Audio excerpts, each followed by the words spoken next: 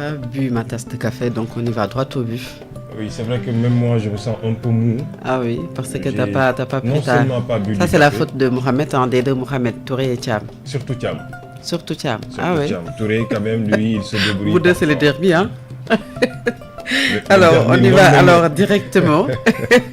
Quelles sont les unes des quotidiens de ce mercredi? Et comme d'habitude, Fatou Abdou, nous démarrons avec le quotidien Solo ce matin qui parle d'Abdoulaye Daouda Diallo, l'ancien ministre des Finances sous le règne de Macky Sall, il faut le dire. Selon le quotidien, il a été entendu hier par la division des investigations criminelles. Plusieurs ministres DG, entre autres dans le collimateur de la justice, nous informent nos confrères dans leur parution de ce jour, toujours avec le quotidien Solo qui va aussi à New York où le président Bassirou Diomaye Diakhar Faye, vous le savez, séjourne à l'occasion donc de cette assemblée générale des Nations Unies. Le quotidien nous informe que Diomaye a reçu le PDG de Cosmos Group et le PDG de DP World, vous le savez donc, qui est au niveau donc des Émirats Arabes Unis. Rappelez-vous, quand le premier ministre Ousmane Sonko est allé là-bas, il a aussi discuté et donc signé des accords, rappelez-vous, avec le directeur général du port autonome de Dakar, Waly Diouf Bodian, et le directeur de DP World, le chef de l'État, Bassirou Diomaye Faye, leur a reçu hier. C'est ce que nous informent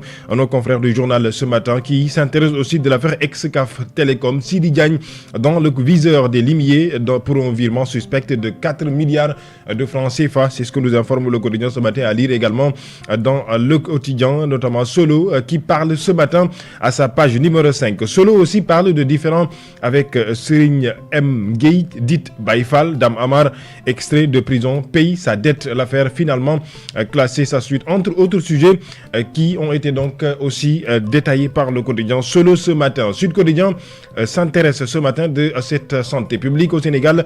La menace Mpox, nous dit le quotidien ce matin. Direct News donne la parole à l'actuel ministre des collectivités territoriales. Il s'agit de Balla Moussa Fofana. Les durs problèmes des communes doivent être prioritaires. C'est ce que nous dit le journal ce matin. L'Observateur parle de la variole du singe, la crainte d'une bombe sanitaire, nous informe le quotidien ce matin, et aussi s'intéresse sur la politique et notamment de cette communication du président Bassirou Diomaye Faye. Photos, silence et polémique, enquête sur la com du président Bassirou Diomaye Diakhar Faye, nous dit le quotidien L'Observateur ce matin. L'info s'intéresse d'un drame insoutenable à Ribot Escale. Eh bien, un talibé de 8 ans meurt sous les coups de la faim, nous dit le quotidien ce matin, en ce moment au garage Lat Dior de Dakar, bien sûr auprès du tribunal de grande instance de Dakar. Eh bien, selon nos confrères du journal L'Info, c'est la grande métamorphose au cœur de cette capitale sénégalaise. Habib Diarra, toujours à la une du journal L'Info, nous y reviendrons. Mais Libération s'intéresse d'un rapport de la scientifique aujourd'hui, encore une fois. Madiambal Diagne à la une de ce journal Libération qui donne des révélations ce matin. Madiambal est ellipse sous le coup d'une information judiciaire. Eh bien, le dossier confié au juge du 3e cabinet financier qui vise plus de 21 milliards, nous dit le quotidien ce matin. Wali Balagosek à la une du journal Libération pour le judiciaire financier. Wali Sek en face-à-face imminent avec le juge, nous dit le journal ce matin. Le Soleil parle aussi cette fois-ci du port autonome de Dakar, première plateforme à conteneurs d'Afrique subsaharienne 2024. Dakar à bon port, nous dit le quotidien ce matin. Les Échos s'intéressent aussi encore une fois de l'affaire Dame Amar qui paie le dossier classé sans suite, comme l'a dit nos confrères du journal Solo ce matin. Le port autonome de Dakar, multiplication à gogo, le vrai du faux, à retrouver les détails à la page numéro 3 du journal Les Échos. Point actu ce matin parle de politique. Les partis d'opposition sont-elles ou sont-ils encore là? L'interrogation reste posée à sa une, donc des images bien sûr de personnes qui sont entre guillemets de la société civile, d'autres qui sont des journalistes. On peut justement donc leur considérer ainsi, mais nous y reviendrons. Sachez que c'est sur cette note que s'intéressent ce matin nos confrères du journal Le Point Actu. Diomaye rencontre le PDG du DP World au niveau donc de New York, et sachez que Amadou Mahtar Mbow ce matin marque l'an 1 de son décès. Le quotidien est revenu encore une fois donc sur la vie de cet homme remarquable qui a marqué sa vie, notamment donc dans le cadre de l'éducation au Sénégal. Vous le savez, c'est la raison pour laquelle l'ex-président de la République, Macky Sall, lui a donné le nom de l'université de Diamniadio Amadou Mahtar Mbow, une vie dédiée à l'élévation des peuples, nous dit le journal ce matin. Wolf Quotidien parle de Ousmane Sonko, les financements de l'économie, les côtés piles face de Diaspora Bond, nous informe le quotidien, tout en nous disant donc, ou en nous donnant justement des paroles des experts dans le cadre économique et fiscal, à retrouver également dans ce journal. Un deuxième cas confirmé de Mpox à Dakar, nous dit Vox Populi ce matin, qui aussi parle du port autonome de Dakar, Nyolank qui dénonce la vie chère et contrastée entre donc les souffrances et les citoyens et justement le train de vie de l'État du Sénégal. Yor parle de Macky Sall ce matin. Ça a une image du chef de l'État ou de l'ex-chef de l'État, Macky Sall, et ses ambitions onusiennes entre activisme international et passif sanglant, s'exclame ou affirme justement nos confrères du journal Yor ce matin. Point actu, mais à sa une, le chef de l'État, Bassirou Diomaye Faye, et parle de discours historique de Bassirou Diomaye Faye.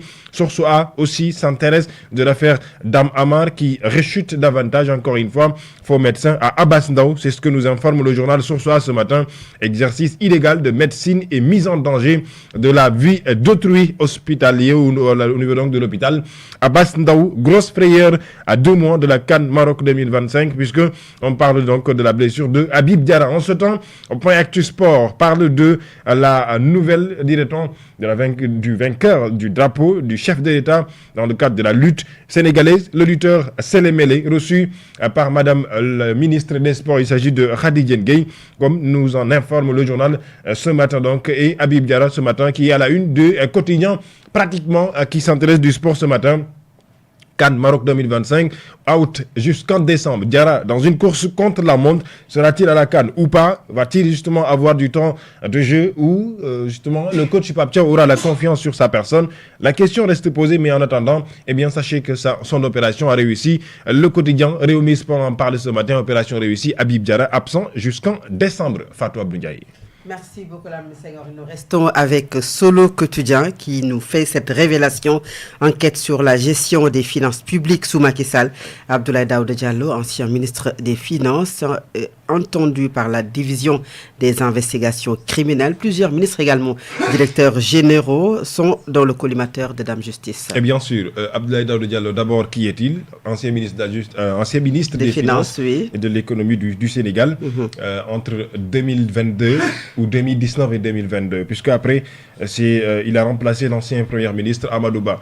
Aujourd'hui, il faut le dire, depuis un certain moment, Fatou Abdou, on entend des dossiers, on entend justement l'affaire, en tout cas, aux sorties ou à la suite de ce rapport de la Cour des comptes qui a été publié, beaucoup de personnes avaient déjà pointé du doigt les ministres supposés des finances, de l'économie qui étaient au Sénégal. Et on a déjà noté et signalé à cette époque le nom d'Abdoulaye Daouda Diallo, le nom de Amadou Ba, mais aussi d'autres noms qui sont comme à l'image, comme nous dit nos confrères ce matin du journal Solo ce matin, qui parle au-delà d'Abdoulaye Daouda Diallo. Hier, au niveau de la division des investigations criminelles, d'autres sont dans le collimateur de la justice, à l'image de l'ancien premier ministre Amadou Ba, mais aussi de Birima Mangara ou même Cheikh Tidiane Diop, ancien ou ex-directeur du Trésor, entre autres donc personnalités qui sont attendues au niveau de la division des investigations criminelles. Tous entrent dans le cadre de cette envie des autorités, mais de la justice sénégalaise, de pouvoir savoir exactement sur telle ou telle chose qui ont été donc, en tout cas, soulevées au Sénégal. Comment est-ce que cet argent a été justement, en tout cas, utilisé au nom des Sénégalais. Adama Racine Sow, trésorier général, justement, donc, de mai 2015 à mai 2024. De même que Walindour aussi, de 2018 ou 2008 à 2012, tous étaient donc entendus au-delà ou au même titre que Abdoulaye Daouda Diallo. Aujourd'hui, je pense que cela entre justement dans le cadre de la justice. Maintenant, il y a une chose que je me suis demandé quand j'ai eu l'information ce matin, c'est qu'aujourd'hui, Abdoulaye Daouda Diallo est quand même ancien ministre. Est-ce que dans le cadre de cette, dirait-on en tout cas, de cette procédure judiciaire, quand on dit qu'un ministre doit être d'abord entendu par la haute cour de justice, et tout cela a des justement procédures d'abord aller à l'Assemblée nationale pour justement voter, pour que les députés puissent voter la mise en accusation de ce ministre.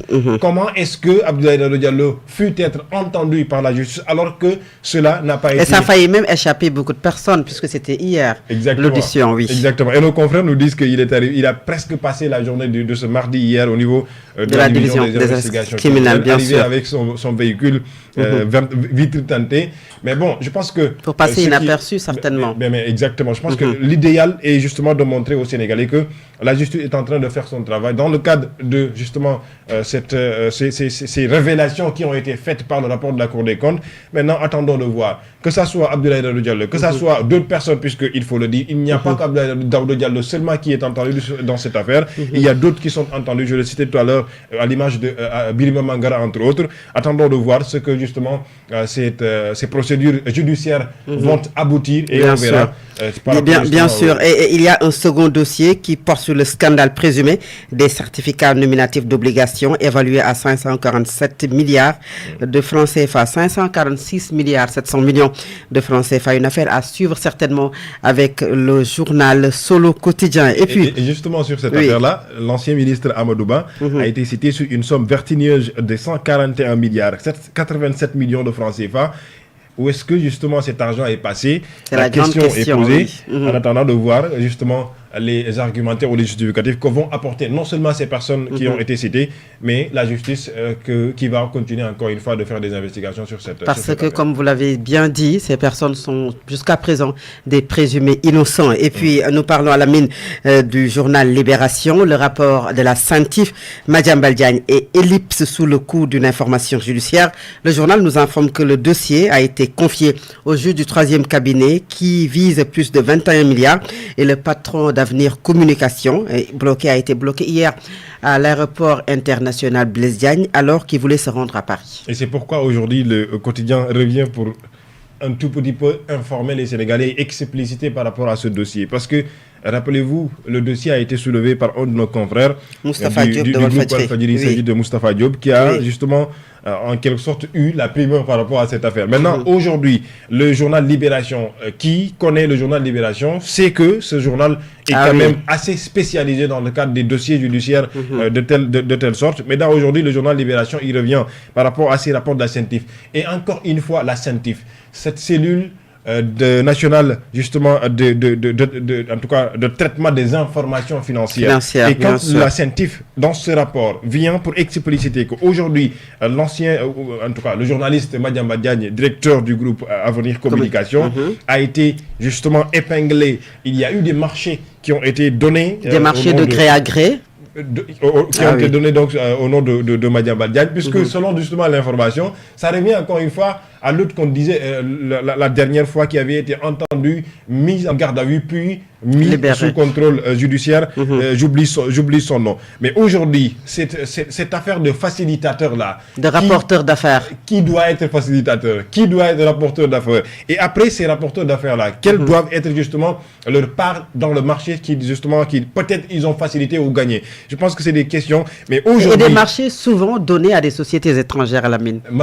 Malheureusement, ça a toujours été le cas au Sénégal, puisque, il faut le dire, même si par exemple on a des experts au Sénégal qui ont justement cette capacité de faire, le plus souvent dans le Sénégal, on a toujours priorisé et privilégié les sociétés étrangères, et ça encore une fois c'est un autre problème à mon avis qui aujourd'hui mérite à ce que les autorités puissent justement prendre de l'avant par rapport à cela. Mais pour revenir plus amplement sur l'affaire Madiambal Diagne, il faut que les Sénégalais encore une fois puissent savoir une chose. Madiambal est cité dans ce rapport selon justement les informations en tout cas que nous avons à notre disposition. Cela ne veut pas dire que Madiambal est justement coupable ou pas. Ça revient encore une fois à ce que vous avez l'habitude de le dire. Aujourd'hui, Madiambal reste toujours un présumé innocent. C'est vrai que nos confrères du journal Libération, selon les informations, ce qu'ils ont donné ce matin, ils disent qu'ils ont essayé de joindre Madiambal Diagne pour avoir beaucoup plus d'informations par rapport à cela. Madiambal qui est un habitué des tweets. Il n'a pas de commentaires. Et jusque-là, il n'a pas encore fait de tweet par rapport à cette affaire. Pour la première fois. C'est peut-être 112 heures. Justement, c'est un dossier le concernant. Mais quoi qu'il en soit, je le dis et je le répète encore une fois, il s'agit de l'argent du contribuable, sénégalais, que ce soit Madiambal Diagne, que ce soit l'ancien président de la République, Macky Sall. Je veux juste pour dire aux Sénégalais que puisqu'on va justement sur la personne de l'ancien président de la République, nul encore une fois, mais justement derrière justement ce collimateur de la justice. Aujourd'hui, l'argent du contribuable est justement en train de partir sur tel ou tel coin. Les Sénégalais ont le droit et c'est l'obligation de la justice de travailler que l'on puisse savoir justement cet argent-là sur quelle fin a été donc donné à Madiambal Diagne. Si aujourd'hui Madiambal était dans la légalité de prendre cet argent-là, et justement parce qu'il a faciliter ce marché, mais c'est tant à la mieux, justice, tant mieux. oui. Mais aujourd'hui, si Madiambal De nous en est dire, justement plus. mouillé, ne dirait-on en tout cas s'il a quelque chose à se reprocher, ou si la justice voit quelque chose à reprocher à Madiambal Diagne, mais la justice se fera, que ce soit Madiambal Diagne ou entre autres personnes, je le dis et je le répète encore une fois, et je suis justement constant par rapport à cela, mais aujourd'hui, les Sénégalais demandent des comptes, et ces comptes-là, nous exigeons à ce que ces comptes-là puissent être justement illuminés aux yeux des Sénégalais, et ça c'est important. C'est important, la reddition des comptes est une exigence, comme l'a dit Alamine Senghor. Merci à vous, merci également à Mohamed Thiam qui a rectifié son erreur, parce qu'il nous a servi quand même 2 bonnes tasses de café. Et tout de suite, c'est le journal de 7 heures.